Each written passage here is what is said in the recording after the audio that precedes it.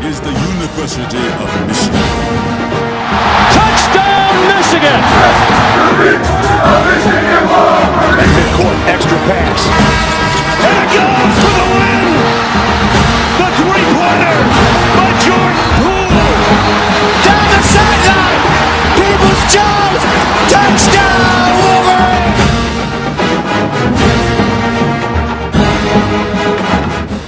All right, welcome to Blue by 90. We are joined today by a couple guys from A Podcast Divided. We've got Don Thomas and Connor Muldowney here with us, beat writer for Spartan Avenue.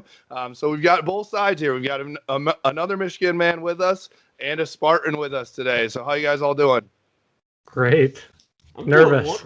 I'm doing wonderful. I'm among my brethren. I brought a little redheaded stepchild in here today to kind of talk to the people. So yeah, so I had to bring him in. So it's gonna be however long this is going to be just pounded on Sparty. That's what we're gonna do. Get it in while you can. I'm playing, man. We're really happy to be here. It's just we're all talking about the same thing and deal with the same subjects, and it's always good to collaborate. We're not competition. We're all doing the same stuff, and it's just getting different voices. And we're really happy to be here, and I'm happy to bring Connor and just talk sports, man. Talk about what we love to talk about, what we love to watch. That's it. Yeah, I'm pumped to hear a little bit about the Spartan side of things. I've been so entrenched in the hype of Michigan and everything, what it's going to look like this season. I'm looking forward to hearing about the other side of it over in East Lansing. It's going to be interesting to hear the Michigan side. I hear from Don, and sometimes he's a little bit biased, maybe a little bit, but it's going to be nice to hear some new voices and hear from the other side. All right, sounds good. So we're week 3 of college football, right? We've got Big Ten is coming back 1 month from today here, but the rest of the country kind of has started already. So what do you guys think of the first couple weeks of college football with no fans in some places? Some were a quarter filled or something like that. How do you guys feel about all of it? It's just interesting. I mean, I think people are approaching this very, very unique time in history.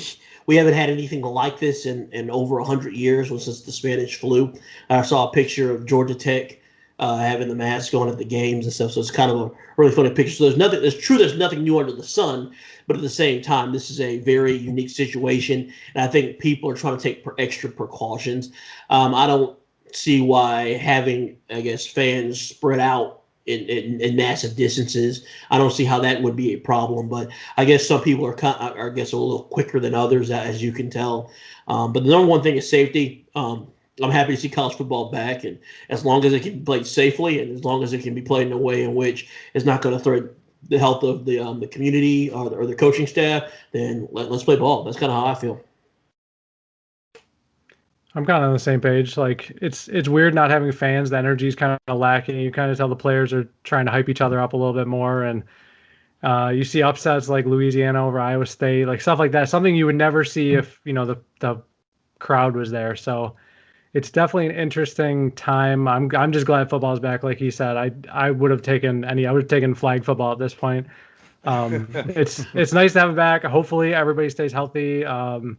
We've seen kind of spots here and there where it's not like that, but hopefully it runs rather smoothly because, this is kind of like everybody's favorite time. And a big thing in the news here in the past few days is Notre Dame's upcoming game this weekend has been canceled. They had 7 positive tests for their student athletes. So what do we think about that? The Big Ten schedule doesn't have any bye weeks to, fill in for any postponed games. So Kalen, what do you think about that? How is the college football world, Notre Dame specifically, and then anybody else going to respond to that? Yeah, I think that's really interesting. I mean, especially a big program like Notre Dame, right, that gets national notoriety. Everybody knows them, and they're forced to cancel their games. I mean, that's huge. They play in the ACC right now, so they're irrelevant. So I don't really care. But that's definitely something that, in terms of the Big Ten play, we definitely have to be aware of, right? I have no idea what we're going to do if we end up postponing a game. Yeah, it might just be, pretty much done. And possibly, they did have some fans in the game or some fans in the stadium at Notre Dame. So maybe, Notre Dame goes the rest of the season without fans. Who knows? Yeah. Yeah, it's a very interesting situation, and I just think it comes to a point of course, you can't control every single situation, but much of it really comes to personal responsibility for these players, and also the fan, and also the administration and the people that are governing it to make sure that these players aren't being that they're not situations and people coming around that haven't been tested, that haven't gone through the protocol. So that's number one. And number two, when they leave the football facility, it's really, really important to make sure that these players exercise personal responsibility. And just, hey, I know we like to party, I know we like to hang, I know we like to go to certain places and do certain things, but right now you've got to kind of put that on the back burner and making sure that you're able to play football and while doing what you can to continue to practice social distancing outside of the place. But once you're inside, everyone's tested, everyone's good, then fine. But outside, got to make sure that you're doing whatever you can do. So yeah. And so the Big Ten has put in pretty strict protocol. So hopefully we can get, hopefully everyone, adheres to those guidelines and we can get a full 8-game season. I say full 8-game season. That's like an oxymoron, but hopefully we can get through it here. And let's jump into it with the Big Ten here. So some predictions on the season. Let's take a look at what we've got here with this 8-game schedule. I'm going to get it out of the way right away. I'm assuming we're all going to predict that Ohio State is going to win the Big Ten. Are we all in agreement with that? Sucks to say it, but I don't know.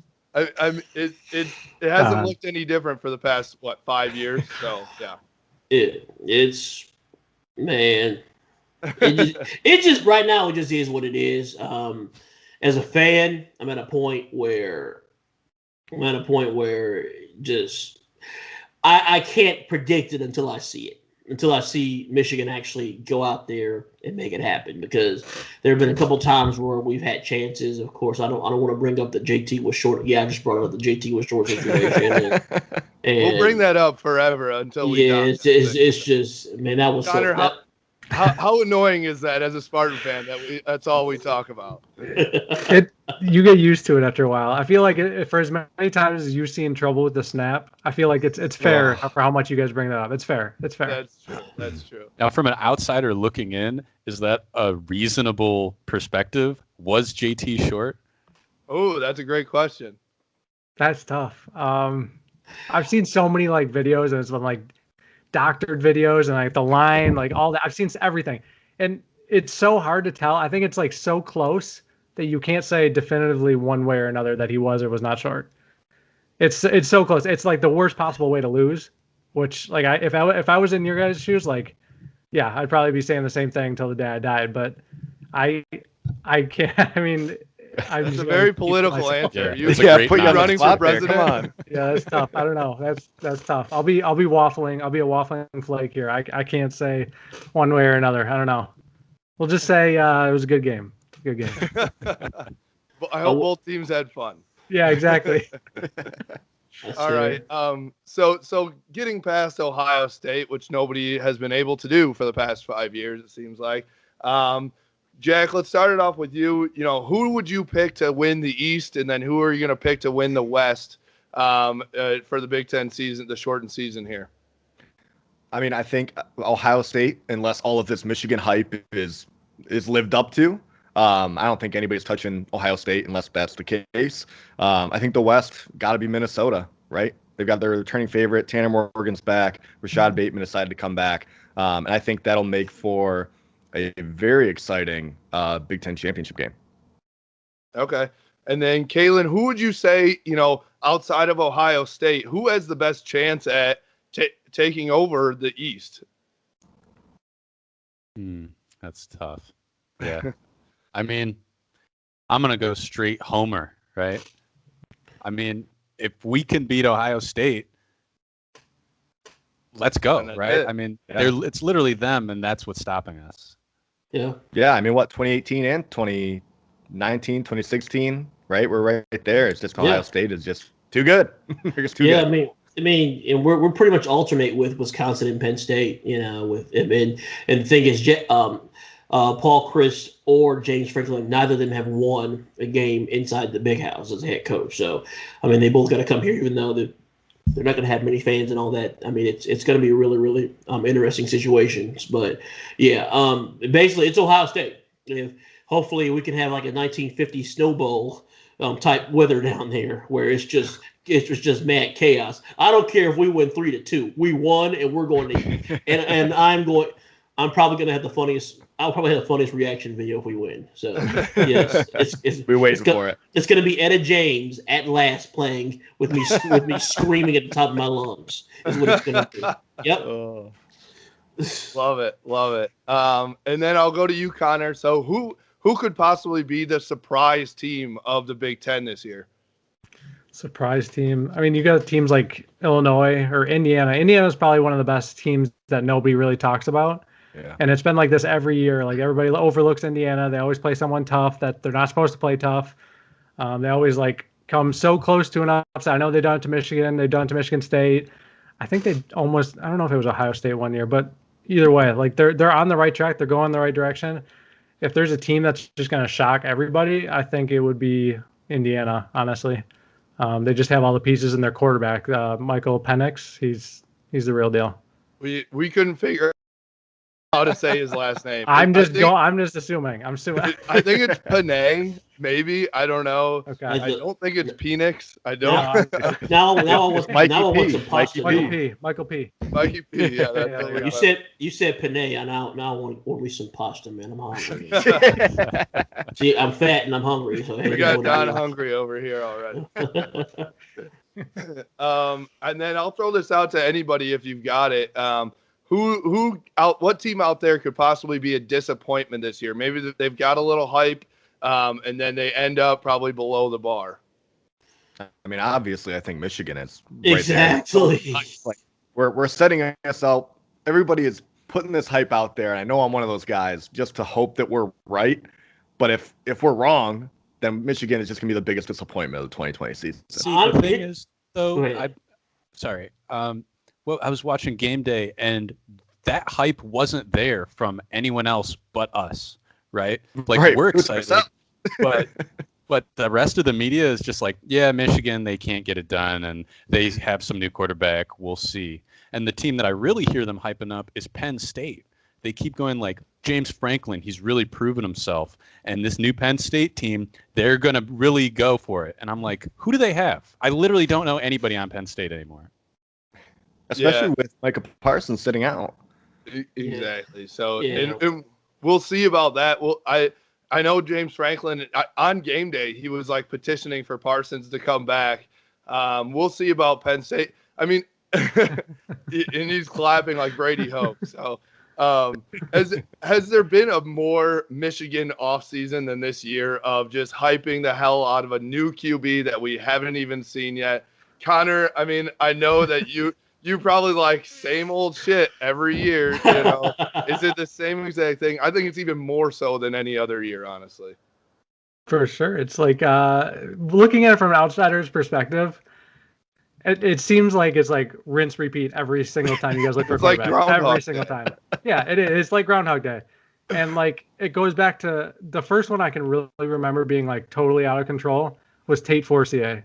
And he had like this hot start to the season, and it was just like Tate for Heisman, like 3 games into the year. Like this dude has done nothing special. He's played against cupcakes, and then he gets put in his place. I think Joe Milton is he's a better quarterback. He has more pure talent than most of the other quarterbacks that have had this type of hype.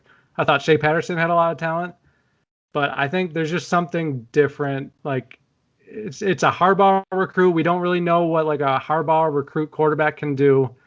He looks like a Cam Newton. He's just huge. And if he has the cannon that everybody says he has, and if he works on his accuracy, I don't want to play against him. So, I mean, there's a good reason to be hyped, but, like, Heisman talk, like, let's settle it down for a second. Absolutely. Well, Absolutely. I know that you probably like same old shit every year. You know, is it the same exact thing? I think it's even more so than any other year, honestly. The good thing is that we can't have a September Heisman this year because we don't play in the month of September. So that is good news. And so the one team that we haven't brought up yet is Michigan State. And so we'll go into our second down topic here with a little Michigan State preview. So, moving on from D'Antonio, that's a big deal. D'Antonio was there for quite some time, had a hell of a run of success. It seems like it's kind of similar to Michigan basketball a little bit. When Michigan basketball moved down from Beeline to a brand new coach, young guy, kind of hype. Juwan Howard's a little bit different with, more notoriety, I'd say. But still, he didn't have much head coaching experience, and either does Mel Tucker. So what's it going to look like? What will look different under Mel Tucker since D'Antonio has left the program? You guys noticed over the last couple of years, whenever you saw Michigan State play, even when they played Michigan, there was just no energy. Like last year's game, I think State scored the first touchdown, it was 7-0, and then there's all this false hope. And then the second Michigan took the lead, it was just like they just gave up. And that was that's when you kind of knew that D'Antonio his run was over, and he was kind of 1 foot out the door. He was already thinking about it. He might not have said that he was thinking about it, but he was definitely thinking about it. But I think that energy will be back. I don't think they're going to be super competitive right away, but I also don't think you're going to see them quitting in games like they did in 2019. They did it in 2018 a little bit, but that Michigan game was probably the most, other than the Illinois comeback loss, was the most unacceptable loss I've ever witnessed. There was just no fire, and I think Tucker has been big on that, and everybody's been preaching on Tucker being this fiery coach who's bringing all this energy, and I think that's the main thing, and I think that's what they need. And so you guys were all saying kind of before we hopped on here, you're excited to hear about the MSU stuff. Do you guys have any questions for Connor regarding MSU right now? I guess my thing is Rocky Lombardi, is he going to be the quarterback? Or what's the QB situation there? Is Rocky as good as? I feel like he got a lot of hype last year, but I didn't really see it. But obviously, you're a Sparty guy, so you have more insight than I do. I guess what's your view on the QB situation? I've never really been on the Rocky hype train. Okay. Year one, when he got that start against Purdue, I think it was 2017 when they had that. No, it was 2018. He had that start against Purdue. They won. He threw for 300 yards. Purdue's defense was just atrocious. But that was the game. Everybody's okay, this is the guy. We're going to move forward with this guy. The work, he was just out of it. His shoulder wasn't anything. Then we saw that the dude had no accuracy. He threw, rockets at guys 5 feet away from him. He threw Tebow passes basically all the time. Not pro Tebow, not college Tebow. And I hate to hate on a kid because I think that he has talent. He could probably excel at a different position like tight end or linebacker, but I don't see him sticking as a starter if he starts the season that way. But I think that Theo Day is the guy that we're gonna look for. He's got size. He's 6'5", 220. He's got size. He's the biggest quarterback on the team. Good arm. He's an athlete. He can fit ball in tight spaces. I think that he should be the guy to beat out. But I wouldn't be surprised if Rocky won the job from day one and then lost it eventually.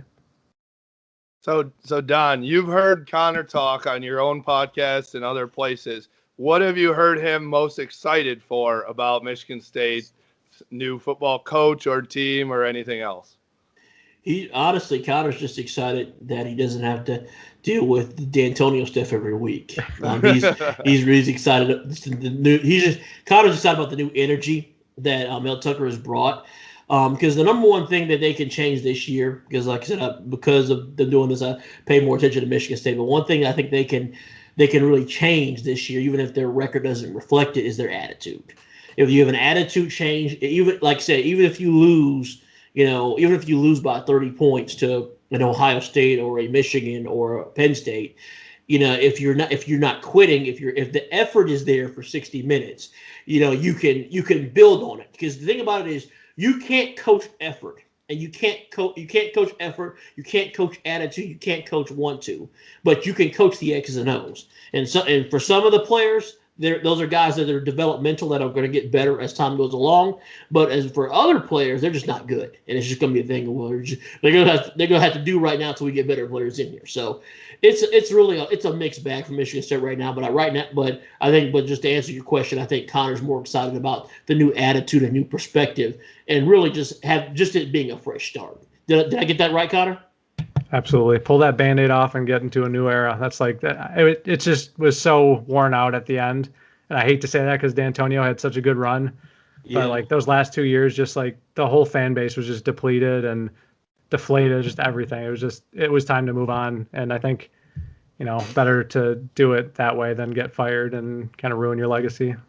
Yeah. And I do want to talk about D'Antonio's legacy a little bit because I have a lot of Spartan friends out there, and they are, through and through D'Antonio. He was a god at Michigan State. He came in to a program that hadn't done, anything on the national level for a really long time and took them to the top. And so, but it's kind of this awkward exit, right? And so how does the fan base feel about that? I know that Michigan fans hate D'Antonio with a passion, partly because he was so good, partly because he's a dick, and he beat the shit out of Michigan a lot. So he did. So from the Michigan State fan base though, with this awkward exit where it was like you saw that that no energy type of team that he had never had before, and it was time to go. He felt like he was kind of pushed out. Does the fan base still is he still that legacy type guy where his previous 10 plus years are enough to hold that up? I think the legacy was tarnished a little bit. It sucks to say because like you said, everything he's done for the program was unprecedented for the 21st century. Like nobody since like the 60s had that kind of success at Michigan State, and to see him. I don't want to say mailed in because I don't think that he did that. I just think that he was worn down and he was trying to piece everything together and it just wasn't sticking.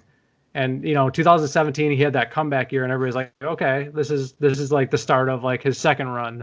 And then 2018 happened. We're like, okay, we'll just give him another chance to switch the coaching staff around. And last year, and then to like leave after signing day, kind of like no press conference, kind of like no emotion about it. Didn't seem like it was a big deal to him. I don't know if it was, an AD and him had a riff or something. I don't know. But it rubbed a lot of people the wrong way. And I think right now it's kind of still like a fresh wound. And I think 2 or 3, 4 years down the line, people are going to be like, okay, D'Antonio was great. Like his legacy is like still intact. The last couple of years were bad. We can move on, especially if the program keeps rising. Like if Tucker doesn't have a problem winning with his players, then people will forget faster. But if the program just like bottoms out and we see like 2-3 win seasons now, then it's going to be rough. The wound is going to be, it's going to take a while, but I think he's always going to have a legacy, but it definitely took a hit with those last 2 years. Yeah. Yeah, I agree with you 100%. And it's tough to see, even as a Michigan fan, I hate him, but I respect him. He was legit. I think he got some crap that he didn't deserve, especially with some of these allegations. Some of them were kind of off the wall. And so I think that's a tough one to wear as well. And so it was just this awkward exit after an unbelievable run. So it's tough, I bet, for a lot of those Spartan fans out there who really, praised him for 10 plus years. So, all right, enough with the Michigan State talk here. Let's move to the real team. Let's talk about Michigan. The real team. We'll go to third down here. Michigan preview, Michigan's offense. Kalen, start us off here. Is the Joe Milton hype real or no? It's always hard to say if hype is real, right? Because it's hype. But I mean, you just look at the kid and your jaw hits the floor. You're just like, dude, I just whipped out my Xbox controller and made a real life QB on the field. Like, what is there to not like? So, I mean, the kid's got a cannon. He's freaking 6'5", 243. I mean, like, he's literally like bigger than an NFL lineman or linebacker. Sorry. So I mean, like, what's not to like there? For me, Joe's slinging it all over the field. So let's go. Yep. Love it. Don, give us some more insight there. Right now it's Joe time is what I call it. He's waited his turn. He came in from high school. He didn't come from the most polished offensive background from a standpoint of the complexities of the scheme. So college was a big learning curve for him. And he's developed. He's worked his tail off. He's listened. Shea Patterson is, of course, he's a close friend of mine and know his family. Met Joe's family through Shea's family. Then the main thing is Joe he's asked a lot of questions. He's humble. He's really waited his turn. He's never even really thought about transferring. And that's another thing. He's been committed to the task because he knew and he was confident in his abilities, and he just kept working. So it's really Joe time. When I was on the golf course last month with Shea just raved about how just unbelievably God talented that Joe Milton is. He's just like, oh, he's going to be so good.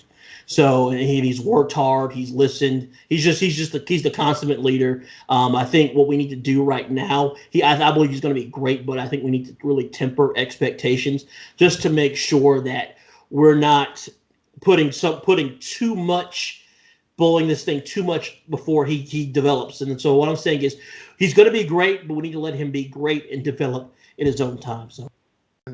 So I'll ask this too. So what could be the problem with Joe Milton coming out here?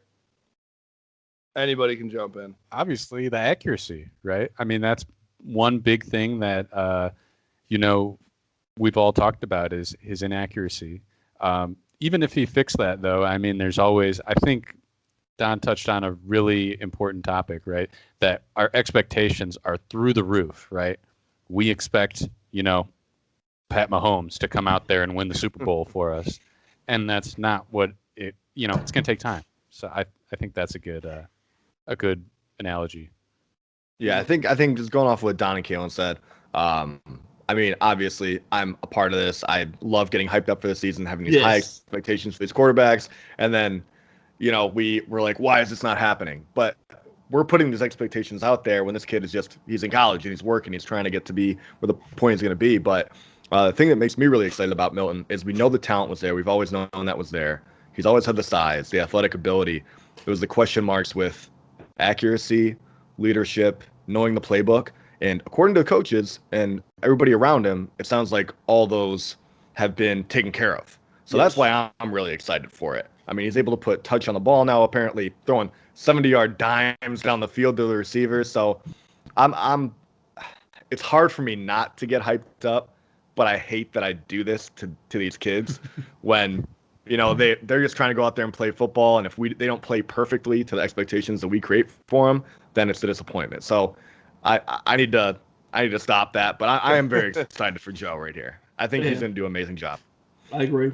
I agree. Go ahead, Don. I just said I agree. I think Joe's going to do great things for Michigan. I'm kind of expounding on what I was saying earlier. We just need to not put the issues of the last 15 years on his shoulders. Right. Because if we do that, then, if something does go sideways, if we beat everyone by 30 points and lose to Ohio State, that we're not blaming number 5. That's what we need to make sure that we're doing. We need to make sure, like I said, just let him grow, develop, come along in his own time. That's what we need to do as fans. And I think another big thing for Joe, too, we mentioned this in the previous episode, is now he doesn't have Dylan McCaffrey staring down his back, just like if he has a bad set of downs. Like, he really kind of knows that this is going to be his team where he has the freedom and he's able to, be the leader out there, and he knows he's the go-to guy. He doesn't have to worry about getting pulled. Can I let y'all in on a secret? Yeah. Oh, I love it. Yes. Dylan was never staring down Joe's back. He was never staring down nobody's back. You don't think so? No. I'll leave it at that. He wasn't. Man, not even Shea? No. Last year? No. Wow. No, it was all we'll just say it was Yeah, it was just kind of it was to keep up appearances, and I'll leave it at that. Yes. Interesting. Yeah, It is interesting because from some of the people that I talked to inside Schembechler was like last year, even though Shea was the starting quarterback, Dylan looked like he was the most talented guy in Schembechler. So that was what I was hearing, which made sense to me because although Shea was great, he didn't have the best arm. I do think he had the best leadership. And he was that guy for that reason. But I could see the two guys behind him probably had more talent, just strictly from a talent perspective. So it is interesting to hear that. And I do think the biggest thing for Joe is going to be to come up, live up to the hype, not squander in a first week game at Minnesota. Like, again, as fans, we do have to be okay if he doesn't make every throw in game one on the road at Minnesota, right? Agreed. And so as Michigan fans, the best quarterback is the backup quarterback at all times, right? That's the favorite. Exactly. But I do think, as Jack said, it does help with Dylan not there now that not as many people are going to be calling for Cade McNamara to jump in right away if Joe has a bad set of downs. Can we talk about that too real quick? Because I read an article today hyping up Cade, saying like Cade has been making some throws that make you go, wow. So the backup quarterback hype has already started. The only reason I'll never be Connor on just the Cade, rolling his eyes. it's just so typical Michigan. Yeah, I mean, of course, another biased source. It's actually a funny story. I played competitive wiffle ball in the past, and so I played with Cade's youngest brother. I can't believe his name's literally slipped my mind. Jake McNamara. He's a junior in high school in Nashville, and I played a wiffle ball tournament with him. He had Cade's shirt on, so I talked to him, and he told me that they told Cade that you're in the running. This is back in June. I was shocked to hear that. I'm like, really, brother? And so hearing that is not seeing that article is not a surprise. Cade's talented. Just from what I've heard, Cade is someone that would need an established offensive line and running game to really cut his teeth. But it sounds like we have that with the backfield. I don't want to get ahead of ourselves. With the backfield that we have returning, we've got a pretty much a new offensive line, but talented, huge offensive line that's gonna catch on sooner rather than later. So it's gonna be interesting, but it's good that there's competition because really a rising tide lifts all boats. And like I said, I wish if McCaffrey stayed, it's still competition. So it's still gonna make the quarterback room better. It's just you're gonna have there's just unfortunately someone's gonna be left out in the cold. So it is what it is. Yeah.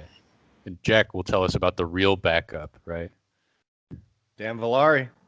He's wearing Dan number 4. Villari. He's wearing number 4 under Harbaugh for a reason. Just wait. He'll get his time. He'll get his chance. Yeah, I like he's a diamond in the rough. So I'm interested to see what he looks like in game action because he was very lightly recruited, but you look watching him on film, he has some little tools. He all right. He might have been one of those guys that you go into an FCS school, blew it up, and then he's drafted in the second or third round, and then all of a sudden you hear the do do do do do do do do, and then Dan Villari pops up. So I'm I love watching Connor. And there you have it. Connor the whole time. I've never heard of this Like, what man's the hell are name, these guys talking about? and he's being hyped up as a second round draft pick. No, I'm just saying. I know. I get what you're saying. Like, I'm not, See, this is what I got to deal with, man. Connor just looking at me like I'm just saying he could have been if he went to a smaller school. But yeah. That couldn't have been more classic right there. All of a sudden, we went from Joe Milton to our third string quarterback being an NFL draft pick within like 30 seconds. That was incredible. That was Michigan hype right there. Like in a 30-second clip right there. There you go. Oh, that was amazing. That was amazing. Oh, man. Yeah, So- but I definitely can understand how me and Justin had different, because different people can have different takes and different opinions. So, your folks had, saw what they saw. My folks saw what they saw. It is what it is. I mean, it happened. Whatever happened, and now we got to move on. Yep, for sure.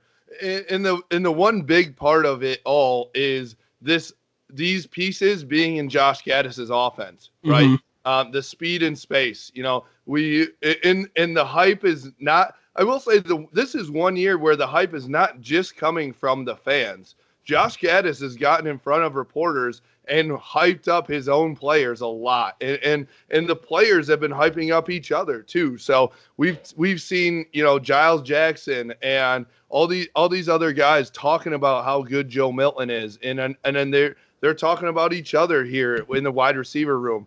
Josh Gaddis said that just the other day, this is one of the most impressive receiver rooms he's ever been a part of, which says a lot because he was at Alabama when they had Jerry Jeudy, Henry Ruggs, Jalen Waddle, Devontae Smith. So I don't think if they can live up to the hype of 4 first-round draft picks possibly, that'd be incredible. But let's keep the expectations a little bit low. What do we think about the speed and space and Josh Gaddis in week 2 now, though? Kalen, go for it. Well, I guess week 2 we're playing. Year 2. I mean. Oh, okay. Year 2. I mean, honestly, I think it looks freaking great. I mean, the biggest thing is just not having Nico Collins, right? Because if you have Joe with a big arm and Nico, who's like huge, that story writes itself. But now it gets a little bit more technical. We got some really fast receivers. We got a running back room that's, deeper than the Marianas Trench. And so, I mean, honestly, let's go. Yeah. So the hype kind of writes itself with speed and space. And so, Don, I'll ask you this too. So we've got the running backs, we've got the wide receivers. The question mark in Josh Gaddis's offense is that offensive line. Mm-hmm. But Ed Warner has proven himself to develop players on that offensive line. So do you think that he'll do it one more time, or is this going to be maybe a step back on this offensive line?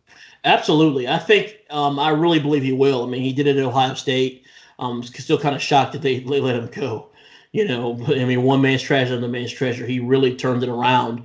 That Notre Dame game in 2018 was a complete debacle that I happened to be at. But I was there as well. It wasn't fun. But I mean, I thought throw John Runyon Jr. on the scrap heap.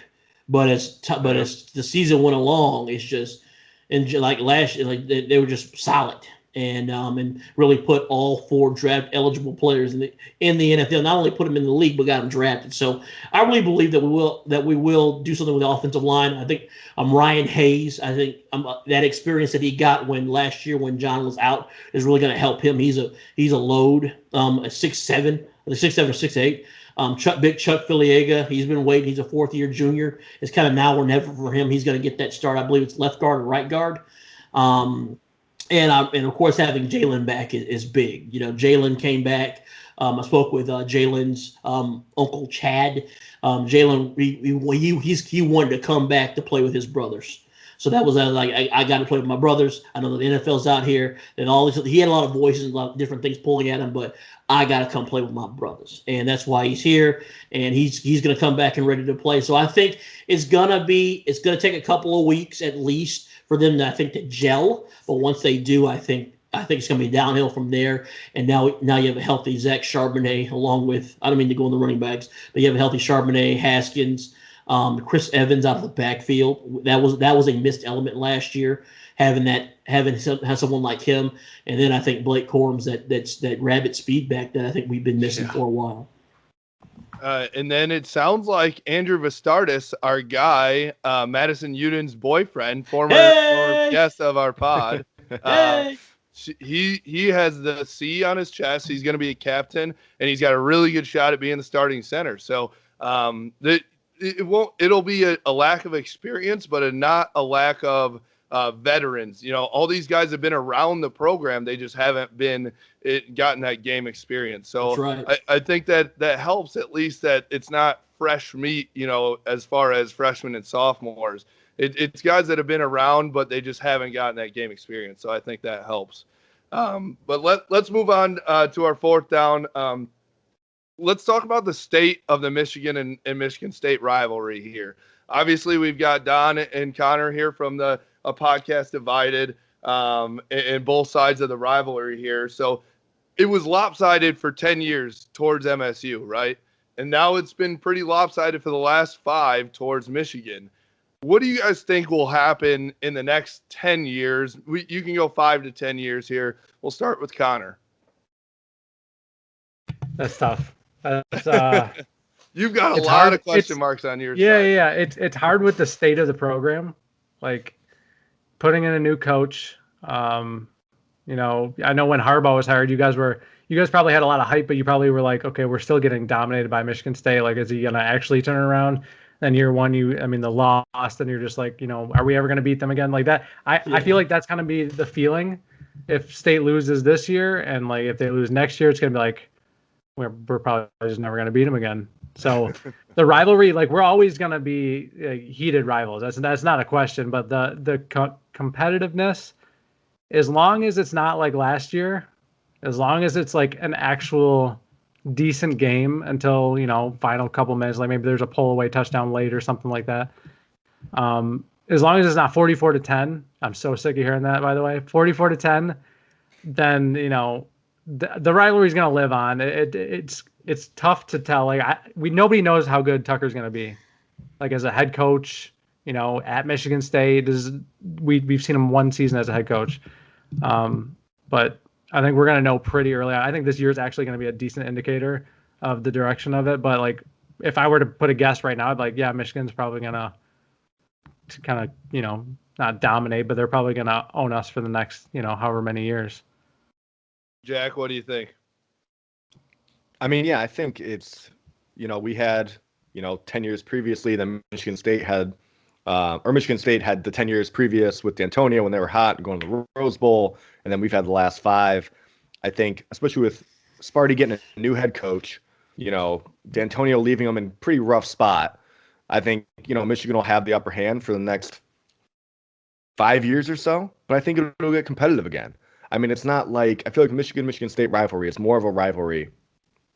I hope nobody gets too upset about this, but it's more of a rivalry than the Michigan-Ohio State rivalry because it's actually back and forth. It goes back and forth. I would love to see Ohio State game 1, Michigan State game 12. Let's switch it up. It'd be a more fun game, I think, for Michigan and Michigan State fans to end the year on. Get out the way. Yeah, get it out of the way. Get game 1 out of the way. There'll be a lot of hype in the beginning of the season for that. I think that'd be a fun game. But yeah, I love where Michigan's at in the rivalry right now. Like I said, I think we'll have the next 5 years or so, but then I think it'll be competitive after that. Go for it, Don. Keep it rolling. Absolutely, yeah. I think it's a better question to answer in the next 2 to 3 years because we really don't have really any point of reference for Mel Tucker's Michigan State teams and what they're going to be like. At the same time, I'm just going to kind of project somewhat of what I know about Mel Tucker and just demographically and things of that nature. I really believe that Mel Tucker is going to have Michigan State very competitive sooner rather than later. That's just how I feel. Reason being is because Mel Tucker is from the Midwest. He's able to go into those homes and really relate to these families. Of course, it doesn't hurt him that he is a black man, especially with the current climate going on in our country. I think he'll be able to go in there and really convince that, hey, I'm going to take care of it's all called the crazies. I'm going to take care of your baby. And I think he's going to go in there, and I think he's going to do what D'Antonio did by getting those lower profile recruits who have something to prove. And I believe he's also going to surprise some folks and get some steals. And with that, I believe he'll infuse some attitude into these guys as well. Just from like he ran a top ranked defense at Georgia, so he's got attitude. So naturally defensive coordinators, defensive coaches are motivators. and I think he'll be able to get the best out of them. So it's going to be very competitive. They are going to give us a really hard shot sooner rather than later. But if I had said for right now where Harbaugh is in year 6, having the level of recruits, and especially with his offense going into year 2 with the personnel, and Don Brown is continuing to tinker with things on the defensive end, I would have to say Michigan would have the upper hand over the next 10 years. But Michigan State is not going to make it easy. That's what I'm trying to say. Yeah, and so what it's Michigan has 3 out of the last 4, I believe, correct? And so Michigan State had 8 out of 10 previously, right? Yeah. I actually believe that it might go 8 of 10 in Michigan's favor now, going for the next 6 or so years. So I could see them going 5-1 with I do think Mel Tucker. It's going to be a new energy. Sometimes when teams come out with a brand new coach, it's like they might play for this guy in a different way, and there's something to say about that. I'll ask this to Kalen here. When do you think the next time Michigan State will beat Michigan in football is? Well, I think actually Don made a good point that, part of the culture at Michigan State is that chip on the shoulder, I'm here to prove something. And I think if Mel Tucker can really strike that vein, I think he's totally, hit the nail on the head. We might see that win from MSU sooner rather than later. But as of right now, I mean, what do they say, right? It's not X's and O's, it's Jimmy's and Joe's. Yep. And Michigan has the Jimmy's and Joe's. I don't see it happening that soon. Connor, what's your prediction? Unbiased opinion. Unbiased? I would say Actually, give us the biased. I don't think it's going to happen. I don't think there's been a lot of talk about this year, being the year where State could sneak up and, surprise Michigan. I don't see it happening this year. Next year, I would say 2022 at the very earliest. 2022, 2023 would be the first win, I think, for Tucker if he's, sticking around still. That's a fair assessment, and if they win this year, then our podcast was over. I'm taking the Maize and Blue out of the podcast because I can't show my face, so I'll have nothing to say to anybody. Fair. It's going if that happens, Michigan Twitter, we all gotta just take cover and let the Spartans trolls like Zanjo and all them folks come out there and just rain. Take cover. That'll be brutal. Yeah, but I don't think it'll happen this year. I think 3 to 5 years will be their next best shot. And I mean, I hope it never happens again. But it's due to happen again. It's like a hurricane or a tornado hitting somewhere. It's just you don't want it to happen, but it's gonna happen. You gotta brace yourself for it. So it is what it is. I think if Michigan State were to beat Michigan this year in football, that would probably be the end of Harbaugh's tenure. I mean, that would be the straw as far as rivals go. If you can't beat Mel Tucker in year 1 after, with the talent so lopsided, that would be the string, that most Michigan fans would pull. But if somehow we lose that game, and then we probably beat Ohio State, it'll be Dumb and Dumber with Harry and totally redeemed. Yep, 100%. So it's gonna be fun. It's gonna be. Go ahead. I said no matter what, it's gonna be fun. That's all I had to say. Yeah. Let me ask one more question to you, Connor, about Michigan State here. As far as Mel Tucker goes, that whole hiring was very odd too. He came out and said, "No, I'm Colorado through and through." And then 2 days later, he was Michigan State's head coach. I've heard some people excited about him. I've heard some people not so excited about him.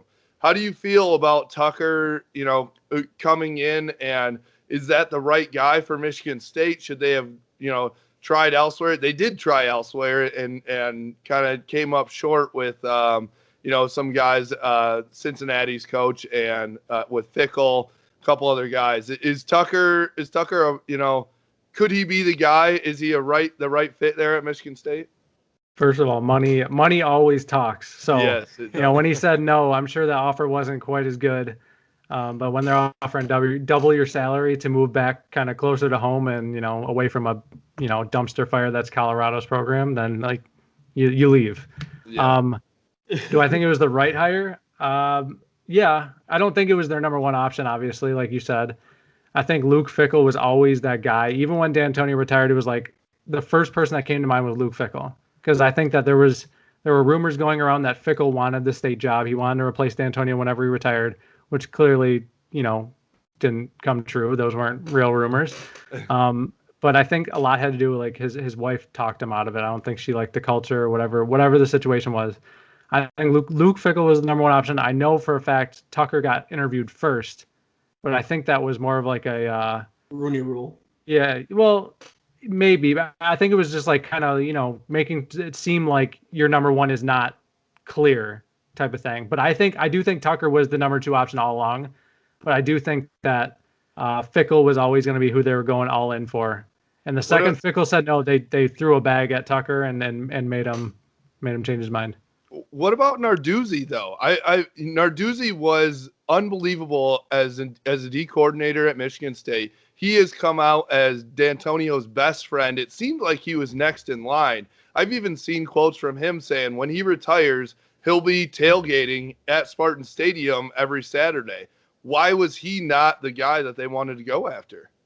I think that Narduzzi honestly turned it down before anybody even reached out to him. So I don't know if that was a state thing. Like they reached out and he was like, no, I don't think so. I think he actually likes what he's doing in Pittsburgh.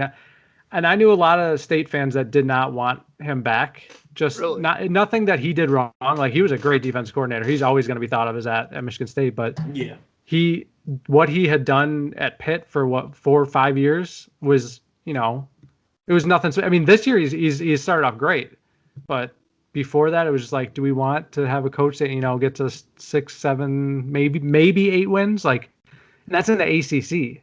So, like in the Big Ten, you're just gonna get slaughtered every single week with that kind of talent. Yeah. So I think that was like the consensus. Like, yeah, Narduzzi would be an option, but like that's not really what a lot of the fans wanted. What was the vibe like? How did it hit you in your heart when he put out the "I'm not fucking leaving" tweet? That one. I don't know if that one hurt as much as Fickell's tweet that said he wasn't leaving, but yeah. The Narduzzi, it was just like, come on, like it felt like he could have done that. Like he stabbed the Sparty fan base in their backs when they love him. It felt like it was pretty unnecessary, honestly, from a guy who. Because a lot of Michigan State fans like still root for Narduzzi. Like they still want Pitt to do well. Like nothing he's ever done has been rubbed us the wrong way or anything like that. But like, yeah, putting out something like that, that's like, I mean, it was probably, it won a lot of his fans over. Yeah. But like, maybe that's really all I cared about. I don't know. It's like, we didn't even ask you out, girl. Right. Who even are you? Yeah. I'm not like, I didn't ask you out, did I? Exactly. Love it. Exactly. All right. Well, let's move on to our last segment here. We're going 0 to 90. So I told you guys a little bit about this, but it's essentially a 30-second hot take that we do. So you can say whatever you want, whether it's a hot take, something you want to get off your chest, it doesn't matter. We'll let the boys here, Jack and Kaylin, show you how it's done first, and then let you guys have your shot here. So, Jack, do you want to get us going? I'm ready, baby. All right. I see a couple props here. I'm thinking that might be a part of your 0 to 90. May or may not be a part of it near the end. All right, Jack, your 0 to 90 starts now. All right. The offense is getting a lot of hype. But we heard some hype over the offseason about, our D-line with Hutchinson and Pay and all those guys coming back. I'm looking at our secondary. I think Andre Selden will be an impact freshman right away. I think Daxton Hill's going to move to corner. Vincent Gray's a lockdown guy, and we've got a veteran in Brad Hawkins at safety. I think the secondary is going to surprise some people, and we'll do that'll be one of our stronger positions on the field. Also, Tennessee opening up this weekend against South Carolina Gamecocks, Vols by 90. That's it. All right, there you go. Vols by 90. Okay. Jack picks a new team literally every week. So No. This is my SEC team. Texas is my Big 12 team. And who's my ACC team? I don't really have one. North Carolina? Oh, yeah. No, Mac Brown. Oh, Notre Dame. Sorry. Syracuse. Notre Dame. You already got all the Notre Dame guy. Trash. Oh man. Hey, Jack, I was about to slap you this week, man. Honestly, he's like texting us like, I think I like Notre Dame, and we're like, fuck you. No. Yeah, so So deprived of college football, I've gone insane. I think about Lisper and Lou Holtz whenever it's on Notre Dame. All the guys at the university say not guys will win this game. Oh my gosh. This is what Connor's to deal with every week. So. All right, Kalen, we're going to you. Your 0 to 90 starts now. Okay, I saw an article with Ronnie Bell this week where he was talking about Nico Collins. He said he's one of the best receivers personally I've ever been around. One of the best receivers. So, of course, not having him, it's kind of buns, really. I just thought that was funny. Kind of buns. It's going to be buns without Nico Collins in that wide receiver room, that's for sure. So, all right, I like it. All right, who wants to go next? Don can go. I'll go. All right, Don, your 0 to 90 starts now. Right. I really believe to get Joe Milton set in, I think we're going to have him throwing 60 times a game.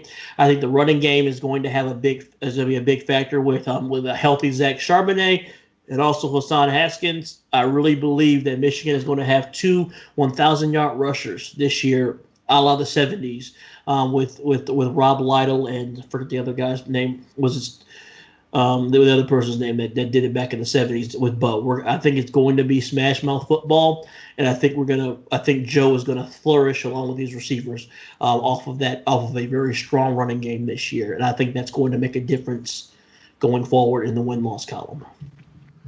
All right, 2 1,000-yard rushers in an 8-game season. I didn't think about the 8 games. Oh, There's 9. We're talking about hype. Yeah, Now we're talking about hype. Average. You Okay. gotta stick with it. What they're going to do, they're going to be on pace. Actually, edit that. They're going to be on pace for 1,000 yards. We'll cut it out. Don't worry. Yeah, I say they're going to be on pace for 1,000 yards. Like we just corrected. That's what I meant. I wasn't. I like it. I don't disagree with the take. 1,000 for 9 games is a lot, but on pace, I like that a lot. I think Josh Gaddis' offense is going to be solid.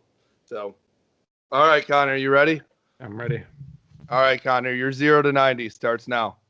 I think I'm gonna go with a bold prediction here, and I think it's gonna blow everybody out of the water right now. So I'm going to Michigan State finishes at least 500 in 2020. Wow. And the only reason I say that is because okay, let's get this straight. I predicted them to go 3-5 in my predictions, like actual predictions.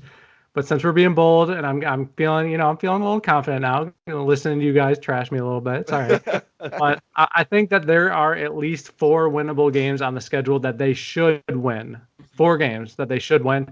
And let's say they go 4-4 in the regular season, win the 5th game crossover game over 500 year 1. That's a huge win for Tucker. That would be unreal. I would give him a bonus if he did something like that. That'd be mind-boggling. I'm not saying it's not possible, but I think it would be just a. Feel free to come back to this when it's completely wrong. No. It can happen. It's just attitude and playing together. And some folks may have COVID and can't show up, so they're forfeit. So it's 3 forfeits. It's a different season too. You never know. Who would be their 4 wins? I'd go Northwestern. I'm gonna go Indiana just because I think that state kind of Mikey they always P, have that. You never know. Yeah, it's at home. It's at home. It's gonna be a tough one. But I think Indiana, Northwestern, Maryland, and Rutgers. So there's those are 4 winnable games. Yeah, they are. Yeah. They are. Yeah.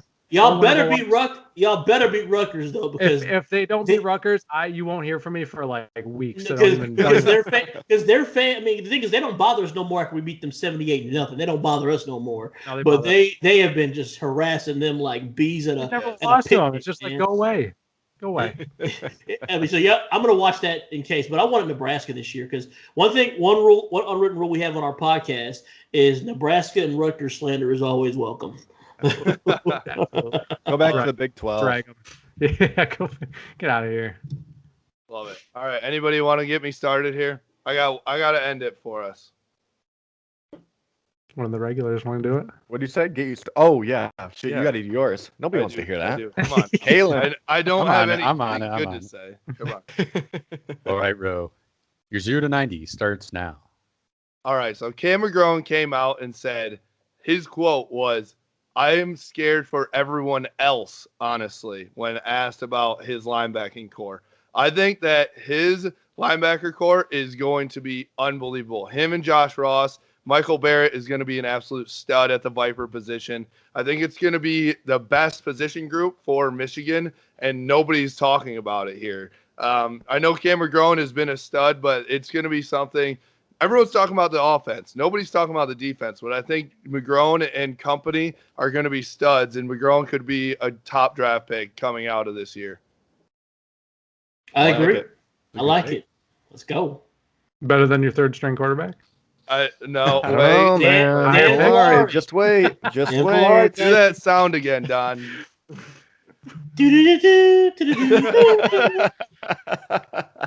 I Oh, I love it. What's the fifth pick of the third round? The Detroit Lions select Dan Valari, Oh, he's quarterback. definitely going to the Lions, too.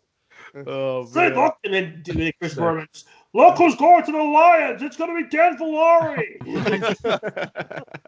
Connor's going to be like, I hate my If life. that ever happens, like, honest to God, like, you need to keep this tape because that's gonna be the most retweeted thing I'll ever see on my timeline. God. Yeah. Hey, Dan basically- Valari's got the best hype tape out there, though. His film Oh, is dude. legit. And also just a Yeah. regular public service announcement. The best way to be a Lions fan is to never expect them to win. So it's just helping somebody out there. Exactly. Yes, all of us. We need it. God. I cannot wait till October 24th because I cannot take another week of watching just the Lions that I'm invested in here. I've already paid for Sunday tickets, so I have to watch it. So it is. What it is. You're still invested? Wow. I mean, technically I can't cancel it. So I checked out Locked you in. they got my It's money brutal. already. So hey, I Just gotta pop watch on it. Red Zone and just There you go. let the winners play. You know? Exactly. That's what I should have done, but I was like, I need football. So, okay. All right, Don, plug yourself. Plug your Twitter here. Well, my Twitter handle is Donovan, like Donovan McNabb, Donovan, M as in Michael Thomas. That's my Twitter handle, and our podcast handle is at a podcast divided. So come on and follow us, and we do Michigan State stuff almost every day, and we have a podcast once a week. So we're looking forward to just continuing to talk more Michigan State stuff. All right, perfect. Connor, how about you? It's at Connor Muldowney, CONNOR, and then MULDOWNEY. And if you want to get really annoyed and listen to a lot of trolling, go to Spartan Avenue. It's at Spartan Avenue FS. You guys are great. And what's the is it SpartanAvenue.com? Yeah. Okay, perfect. I mean, you guys are the trolls of all trolls for Michigan fans. So I swear, half the reason for Michigan and Michigan State hitting each other is SpartanAvenue.com and Emerald Exactly. Block. So Exactly. And so that's why we're tapping into that hatred with our podcast. So we want all the people that hate Michigan and that hate Don Thomas, that hate Connor, come on and rib us and just watch us. That's all we want. It's fun. perfect. Even hate views help, right? Of We course, love the man. hate views. So.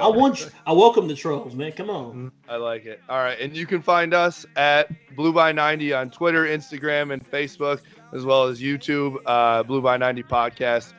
Follow us, subscribe, like, do it all. We love you here. Go Blue.